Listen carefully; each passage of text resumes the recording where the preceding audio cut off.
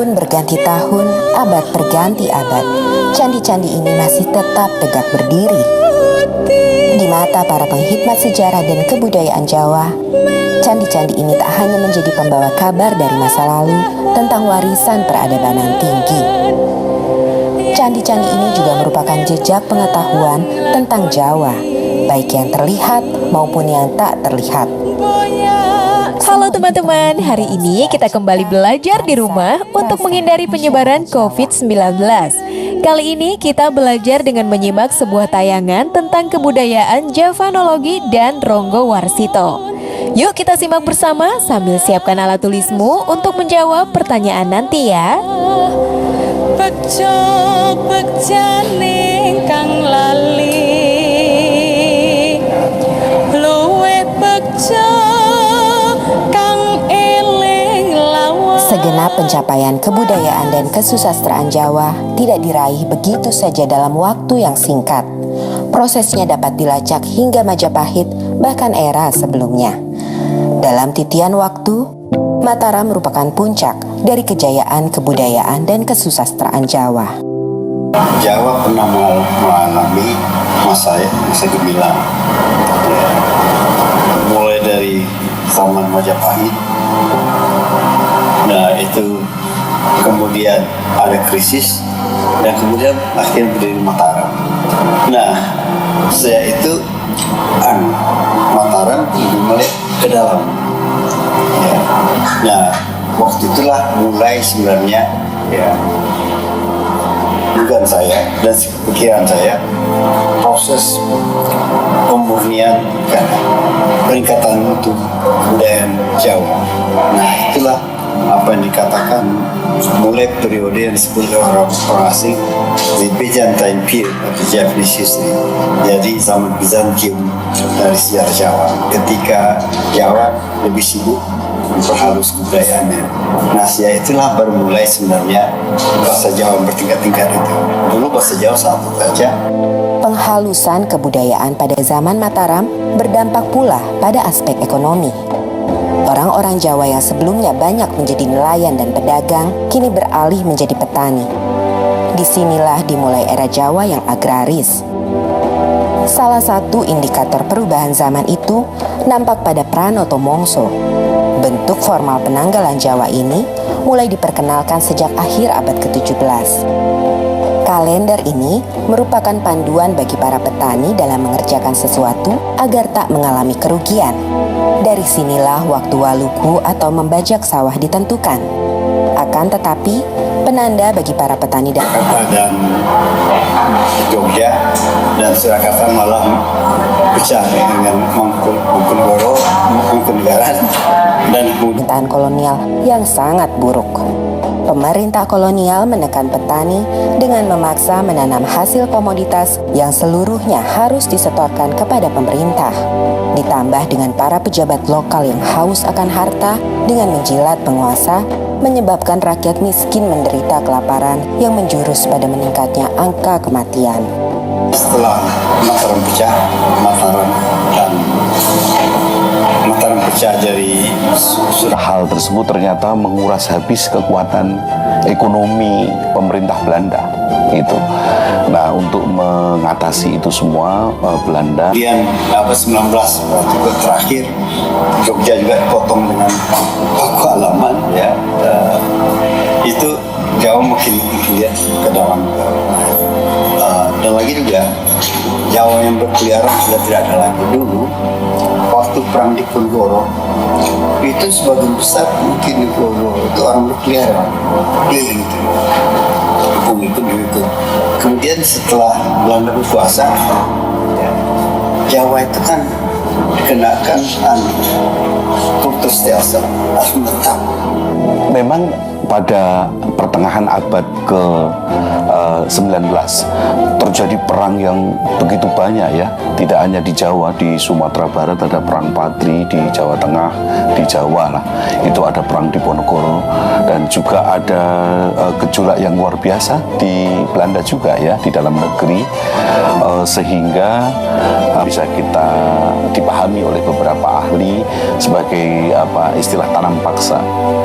Memang kultur stelsel itu dia mempunyai satu program yaitu kultur stelsel, yaitu sebetulnya semacam peraturan di bidang pertanian ya, dan kemudian kebutuhan untuk mencukupi biaya perang mereka.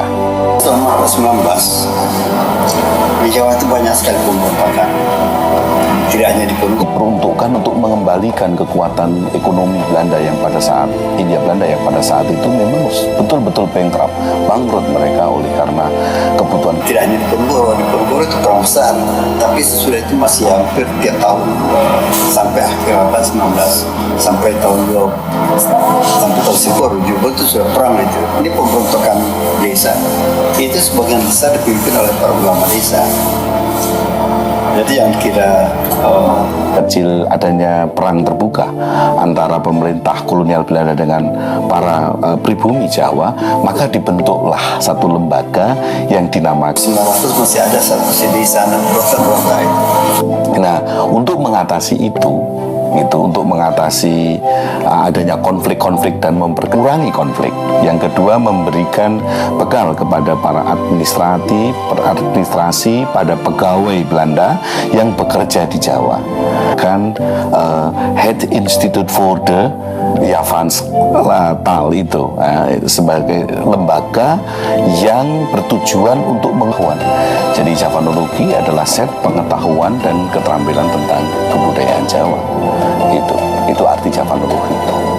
Di dalam pemahaman dengan terhadap kebudayaan lokal yang baik, itu diharapkan mampu mengurangi konflik. Itu sebenarnya tujuan awal daripada lembaga itu. Bejo bekjane kang lali.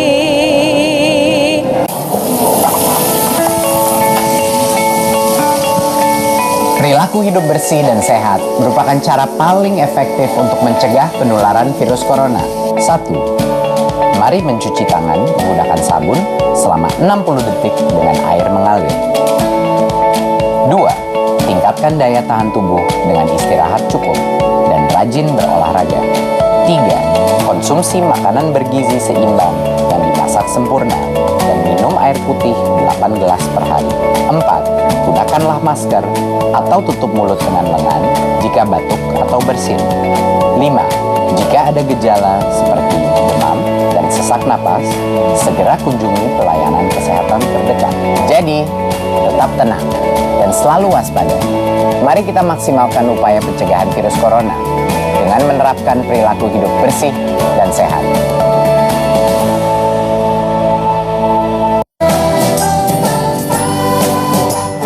Kementerian Pendidikan dan Kebudayaan terus mendukung pembelajaran jarak jauh dan memajukan budaya Indonesia di masa pandemi corona. Saksikan program Belajar dari Rumah setiap Senin sampai Minggu untuk semua jenjang pendidikan, guru dan orang tua hanya di TVRI. Marilah kita bersama-sama belajar dari rumah.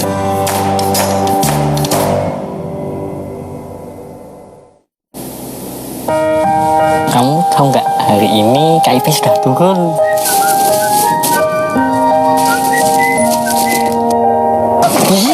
Manis.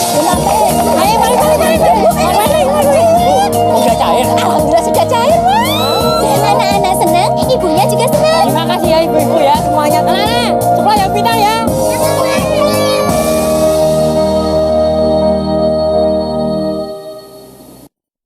Ini bucket list, hal-hal yang mau saya lakuin sebelum kawin. Sebelum kawin.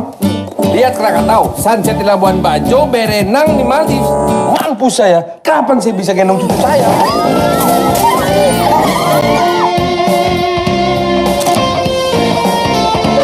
Sebagian dari kalian mungkin udah tahu, gue travel writer. Gue mau semua orang ngalamin apa yang gue alami. Dan ini cerita gue. TVRI, media pemersatu bangsa. Bejo bejane kang lali. Head Institute for the Javansche Talte Surakarta yang didirikan di Surakarta pada 1832 oleh Johann Friedrich Karl Greka adalah sebuah lembaga kebudayaan yang mempelajari sastra dan kebudayaan Jawa. Disinilah Javanologi untuk pertama kali muncul. Secara terminologis, Javanologi itu kan disusun dari dua kata. Java merujuk di situ batasan budaya, juga bukan batasan administratif ya, tapi batas budaya, dan logos itu pengetahuan yang bahkan wajib itu mengetahui, yang notabene semua itu menjadi butir-butir yang paling menonjol dalam kebudayaan Jawa, falsafah Jawa. Dia harus tahu. Head Institute for the Javanstal itu bidang-bidang yang dipelajari di sana adalah bidang sastra. Mempelajari bahasa, entah kaitannya dengan pemerintahan ataupun juga dengan nanti kaitannya dengan sastra, tapi mempelajari bahasa daerah tanah jajan itu sangat penting. Karena itulah pemerintah Belanda juga mendirikan semacam lembaga pendidikan bagi para pegawai untuk mempelajari bahasa. Nah, itu kenapa dilakukan? Di antaranya adalah bahwa apabila bahasa itu dikuasai, otomatis nanti karya-karya sastra ataupun buah-buah pikiran yang ditulis oleh orang jajan itu diketahui, maka akan mudah untuk menguasai daerah jajahan ini. Kala itu, seorang pujangga bernama Ronggo Warsito kerap menjadi rujukan para Javanolog karena pemahamannya dianggap mendalam terhadap kebudayaan dan ini meliputi 12 bidang ya. Ada bidang kesastraan, ada bidang pendidikan, ada bidang pengetahuan bahasa, ada bidang filsafat. Jadi ada 12 bidang. Nah, yang paling banyak itu kesastraan itu 24 judul. Ronggo Warsito adalah seorang tokoh. Ada bidang pedalangan, pengetahuan alam, bidang seni suara, babat. Nah, ramalan atau jonggo itu hanya 2, Cokolodang dan Jolbelio. Munculnya sastra Jawa baru jenis keguritan. Karena sebelumnya bisa dikatakan ada karya sastra itu hanya puisi dan prosa. Puisi adalah tembang, prosa adalah gancaran. Gancaran adalah prosa. Sedangkan yang kategorinya itu keguritan adalah puisi, tetapi bukan tembang, itu belum ada. Yakni di dalam Serat Jokolodang yang itu dikategorikan tembang bukan, tetapi dikategorikan prosa bukan. Dan secara kebetulan di dalam satu bait tulisan awal dari Serat Jokolodang itu juga ada santiasmonya. Kalau dibaca dari atas ke bawah, suku kata yang pertama akan berbunyi Ronggo Warsito Boso Kadaton, sedangkan yang suku kata terakhir setiap baris bila dibaca dari atas ke bawah akan berbunyi Boso Kadaton Ronggo Warsito. Zaman dulu kan segalanya kan sensitif ya, apa-apa saja mungkin bisa dilaporkan ke Belanda, sehingga kan Belanda kan sangat berkuasa atas Sunan, dan Sunan mungkin juga ada pikir-pikir kalau ada warganya atau penggawa keraton itu yang menentang pada Belanda.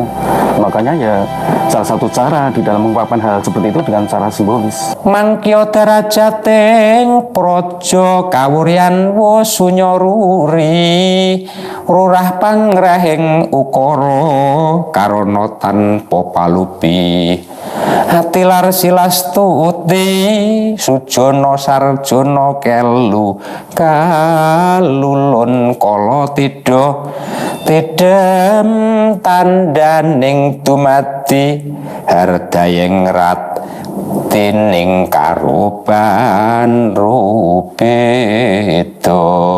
Ini adalah sebetulnya awal dari si Ronggo Warsito jelas mengkritisi kondisi kerajaan saat itu. Punya raja, rajanya itu juga sekti, rajanya juga punya kewibawaan, pegawai-pegawainya baik. Tetapi kondisi saat itu tidak menyelesaikan masalah, huru-hara dan sebagainya. Sebagai pujangga Keraton Surakarta, Ronggo Warsito memelihara hubungan baik dengan para Javanolog. Salah satunya adalah Karl Friedrich Winter. Sebegitu datang di Jawa ini dan ketemu si Ronggo Warsito, ternyata dia adalah seorang sastrawan, dia seorang yang cinta atas budaya Jawa, dalam hal ini sastra. Nah, karena dia itu juga sesama orang sastrawan, dia ingin menulis tentang sastra Jawa, merasa dirinya itu juga sudah barang tentu tidak sepaham seperti orang Jawa, melihat seorang Ronggo Warsito itu pujangga keraton yang juga sebetulnya sudah memasyarakat, artinya orang luar pun bisa dekat dengan Ronggo Warsito. Dia berguru, berteman, lalu sebagai seorang sahabat yang sama-sama menggeluti tentang budaya Jawa, dalam hal ini adalah sastra Jawa. Kalau kita lihat kronologinya, sebetulnya hubungan mereka itu pasca Yavanologi itu sudah berpindah ke Delft dan kemudian ke Leiden ya. Jadi sebetulnya itu keterkaitan mereka itu sebenarnya tidak secara lembaga gitu, tidak bahwa C.F. Winter memiliki keterkaitan dengan Java Institute, Institute for the Javan Study, iya gitu. Tetapi untuk di Jawa ini memang mereka memang bekerja sama dan membuat satu kesepakatan bekerja untuk menghasilkan beberapa karya sastra. Misalnya Kamus Jawa Kawi, kemudian Serat Aji Soko dan seterusnya, itu kan karya-karya mereka. Ada beberapa surat yang secara kebetulan kami ada data yang menunjukkan komunikasi antara Winter bertanya tentang sastra kepada si Ronggo Warsito, dan oleh Ronggo Warsito pun juga ada bukti menjawab atas pertanyaan-pertanyaan si Winter tadi. Di luar menjawab atas pertanyaan yang tadi datangnya dari Winter, itu juga disertai dengan kepentingan-kepentingan secara kebutuhan ekonomi bagi Ronggo Warsito. Ada permintaan dari Ronggo Warsito pinjam uang, istilahnya ngijon terlebih dahulu ya, oleh karena kepentingan kekurangan secara ekonomis atau keluarganya ada yang sedang sakit, itu nanti mengajukan pinjam uang ke Winter, dan nanti cara mengembalikannya akan diperhitungkan dengan pekerjaan yang dilakukan oleh Ronggo Warsito atas permintaan dari Winter. Namun memang saya juga bisa menyampaikan pada akhirnya mereka ada kerenggangan itu kan. Ada banyak hal yang terkait dengan aspek politis ya. Aspek politis, mungkin situasi politis di Belanda pada waktu itu, dan beberapa hal yang memang sejak awal tidak diminati oleh Ronggo Warsito. Bejo bejane kang lali. Ini banget Le. Luangkan waktu untuk membaca. Nah, sedang membaca apa, Dek? Ini Kak, menanam.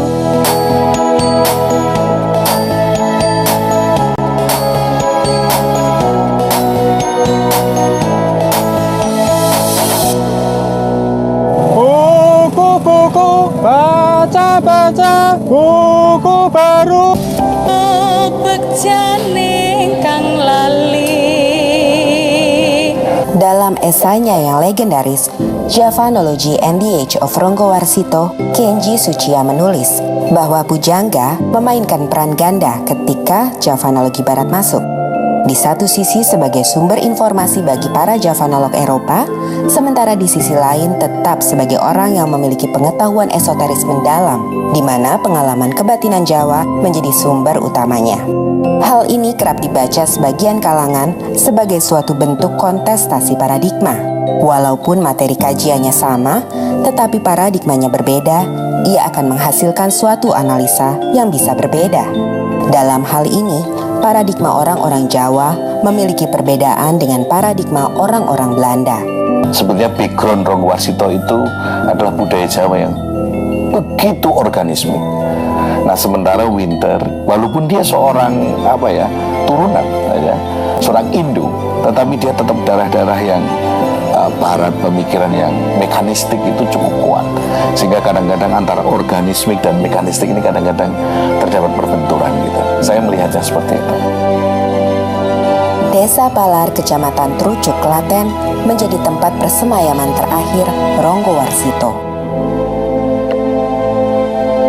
Semasa hidupnya, ia sering mengunjungi desa ini yang menjadi tempat sanak familinya berada. Tidak hanya Ronggo Warsito, makam C.F. Winter juga berada di sini.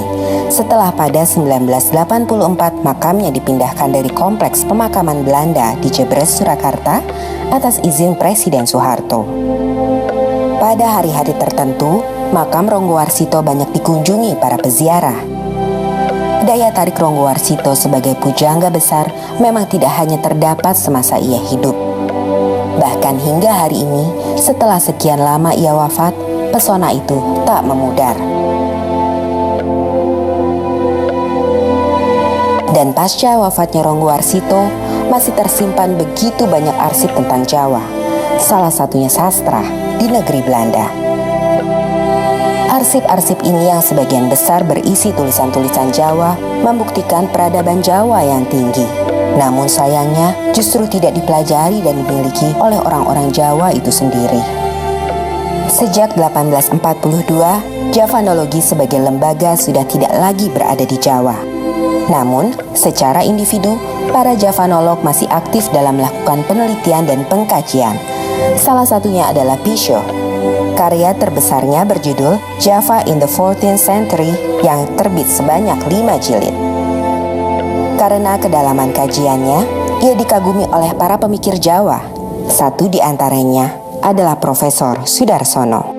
Pada waktu itu saya diutus ke negeri Belanda untuk kerjasama antara Indonesia dengan Belanda. Lalu kemudian ketemu Dr. Pisho, itu gambarnya Dr. Pisho. Lalu kemudian, wah, saya senang sekali saya mendengar saudara Sudarsono menggantikan saya. Wah, saya juga bangga sekali dianggap menggantikan dia. Karena Dr. Pisho itu luar biasa pinternya. Nulis kamus bahasa Jawa, orang Belanda. Kalau nulis kebudayaan rakyat.